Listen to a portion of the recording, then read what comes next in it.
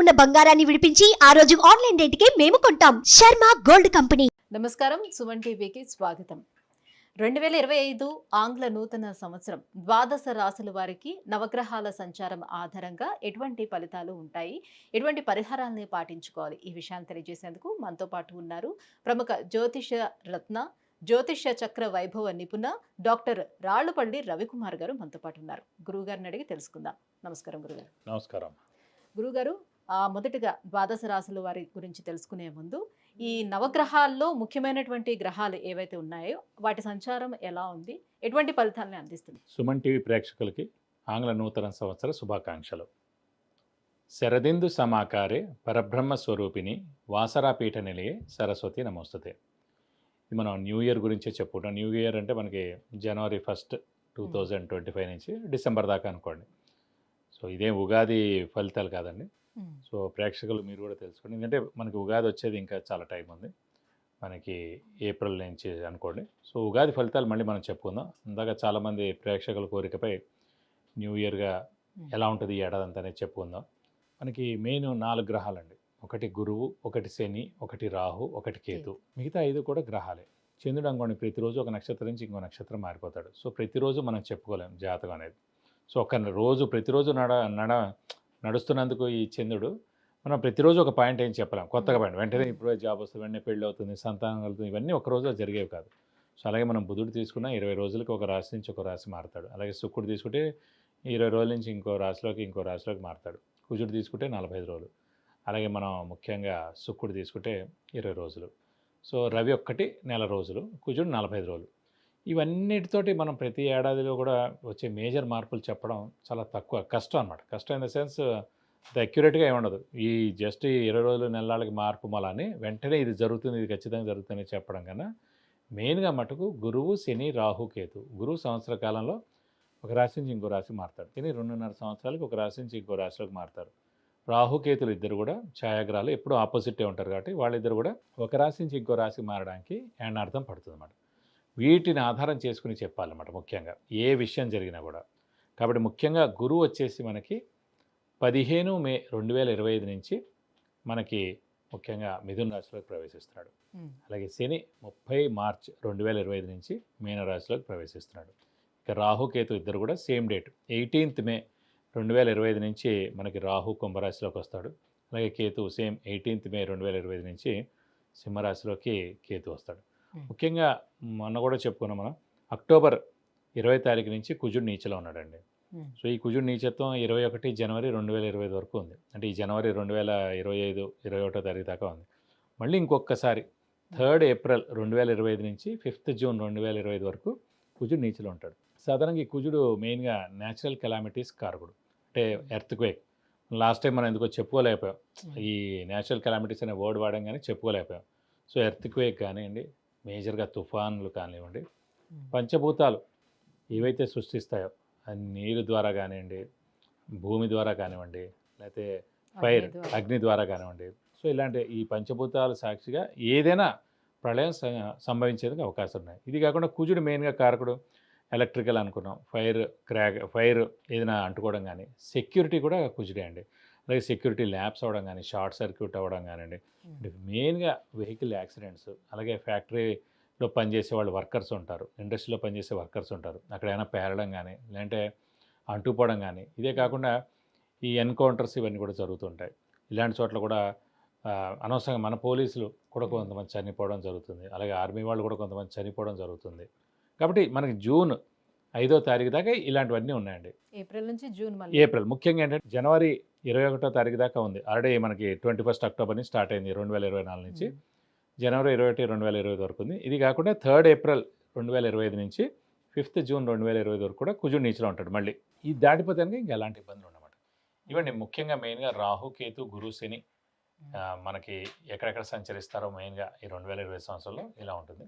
గురుగారు, మిథున రాశి వారికి ఈ 2025 ఆంగ్ల సంవత్సరం ఎలా ఉండబోతుంది? వీళ్ళకి నవగ్రహాలు ఎటువంటి ఫలితాలను అందిస్తున్నాయి? తప్పకుండా అమ్మ. మిథున రాశి అనగానే మనకి మృగశిర 3, 4 పాదాలు, ఆరుద్ర 1, 2, 3, 4 పాదాలు, పునరుస్ 1, 2, 3 పాదాలు, ఈ నక్షత్రాల సమూహం అంతా మనకి మిథున రాశిలోకి వస్తుంది. ఈ రాశి వారికి కొంచెం మిశ్రమ అనే చెప్పుకోవాలి. ఎందుకంటే గురువు రాశిలో ప్రవేశించడం, అలాగే తృతీయంలో మనకి కేతు, భాగ్యంలో రాహు. అంటే రాహుకేతుల పొజిషన్ కూడా చాలా బాగుందండి. సో శని కూడా భాగ్యం నుంచి దశమంలోకి మారాడు. భాగ్యంలో ఉన్నంతసేపు ఏంటంటే స్వస్థానం అయింది కాబట్టి పర్వాలేదు. ఇప్పుడు దశమానం ఏంటంటే కేంద్ర స్థానం అయింది, కొంచెం మిశ్రమంగా ఉంటుంది అన్నమాట. శని యొక్క ఫలితాలు ఇచ్చేది కొంచెం మిశ్రమంగా ఉంటుంది.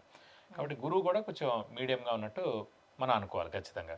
సో కొంచెం బాగా కష్టపడితే కానీ పనులు జరగకపోవడం, అవసరానికి డబ్బులు అంటే సమకూరకపోవడం. 10th ప్లస్ శని ఉద్యోగరీత్యా ఉండే వాళ్ళకి బాగానే అంటే ఉంటుంది. సాధారణంగా శని 10th హౌస్లో మనం మామూలుగా జాతకంలో తీసుకున్న లగ్నం నుంచి శని దశమ స్థానంలో ఉంటే అప్స్ అండ్ డౌన్స్ లైఫ్లో ఎక్కువగా ఉంటాయండి. సడన్గా అప్ అవ్వడం, మళ్ళీ డౌన్గా పడిపోవడం, అలా చాలా అప్స్ అండ్ డౌన్స్ లైఫ్లో ఉంటాయి. అలాగే సేమ్ లగ్నం నుంచి 10th హౌస్ ఎలా తీసుకున్నామో జాతకరీత్యా, అలాగే ఇప్పుడు గోచారీత్యా కూడా మిథున రాశి వాడి 10th హౌస్లో ఉన్నాడు శని. సో అప్స్ అండ్ డౌన్స్ ఉండేందుకు అవకాశాలు ఉన్నాయి. సో జాగ్రత్తగా ప్లాన్ చేసుకోవాలి. వ్యాపారస్తులు ఉన్నారనుకోండి, జాగ్రత్త ప్లాన్ చేసుకోవాలి. ఏం పర్వాలేదని చెప్పి చాలా లక్షల సరుకు తెచ్చేసారనుకోండి, అంతా ఉండిపోతుంది, సేల్ అవ్వదు, అంతా ఎక్స్పైరీ అయిపోతుంది, సగం రేటుకే అమ్మేయాలి, ప్లేస్ అంతా ఆక్యుపై అయిపోతుంది. అలా మరి ఏ విషయమైనా సరే, డబ్బు విషయం కానీ, ఇప్పుడు ఎవరో వడ్డీ వ్యాపారం చేస్తున్నారు, వాళ్ళు అనుకోకుండా 1,00,000 2,00,000 ఇవ్వచ్చు.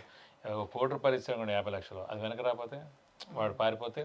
సో ఏదైనా సరే ప్లాన్ అనేది కొంచెం జాగ్రత్తగా ప్లాన్ చేసి మీరు అనుకునే దాంట్లో 25% ఇంప్లిమెంట్ చేయాలి. చూస్తూ ఉండాలి, నష్టమేం లేదు. అంతేగాని 100% ఒకటేసారి ఇంప్లిమెంట్ చేశారనుకోండి, అది నష్టం చేకూరేందుకు అవకాశాలు ఎక్కువగా అన్నమాట.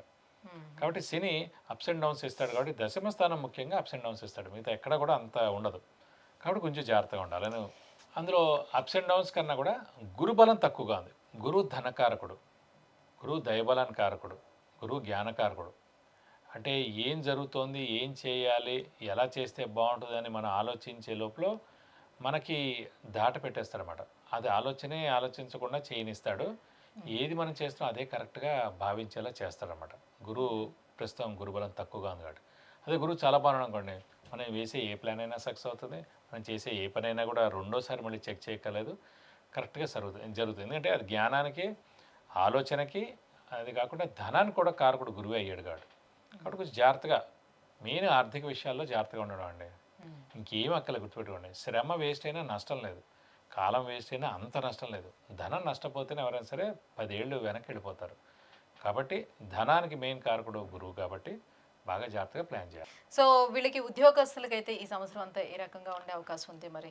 ఉద్యోగస్తులకి అదే అన్నా కానీ 10th హౌస్లో place ఇప్పుడు లో మనకి శని శని ఉన్నాడు ఉన్నాడు. కాబట్టి అప్స్ అండ్ డౌన్స్ ఉన్నాయి. అనుకోకుండా మారాలనుకుంటారు, మారితే కనుక ఏమవుతుందో అని అనుకుంటారు. సో అలాంటి అన్నీ కూడా సంసిగ్ధంగా ఉంటుంది. అంటే అవకాశాలు అయితే వస్తాయి కానీ తీసుకునే అవకాశం. నిర్ణయం అనేది నిర్ణయం అనేది correct గా ఖచ్చితంగా ఉండదు. అందుకే ఈ సంవత్సరం కామ్గా ఉండిపోవడం ఉత్తమం.